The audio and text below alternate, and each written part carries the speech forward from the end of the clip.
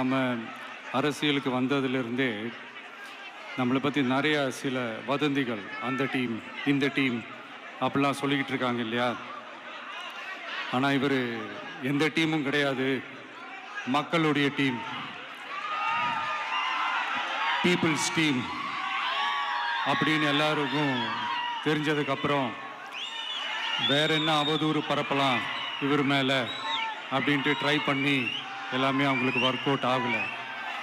So கடைசியில் என்ன தான் இந்த விஜயை பண்ணலாம் அப்படின்னு நினைக்கும் போது தான் இந்த கூட்டணி அந்த கூட்டணிலாம் சேர போகிறாரு அப்படின்ட்டு ஒரு பொய்யான ஒரு பிரச்சாரத்தை பண்ணிக்கிட்டு இருந்தாங்க. இந்த நியூஸ் எல்லாம் கேட்டு நீங்கள் கொஞ்சம் கன்ஃபியூஸ் ஆகிருப்பீங்க. அதனால் இங்கே மறுபடியும் ஓப்பனாக தெளிவாக ஒரு விஷயத்தை நான் சொல்கிறேன்.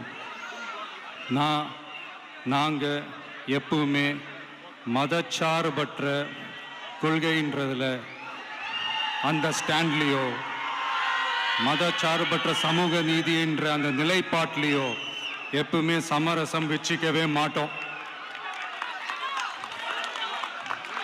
நம்மளுடைய தலைமையில தான் ஆட்சி அப்படின்றதுல எப்பவுமே உறுதியாக இருக்கிறோம்.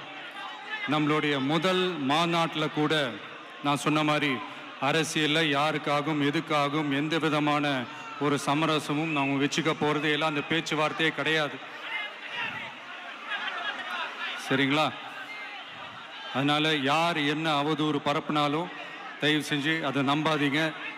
எல்லாம் வல்ல இறைவனின் அருளால் நாம் நினைச்ச டார்கெட்டை நம்மளால நிச்சயமா அடைய முடியும்.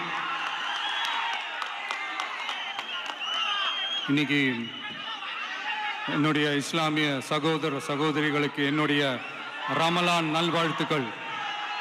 கான்ஃபிடென்ட்டா இருங்க, நல்லதே நடக்கும், வெற்றி நிச்சயம்.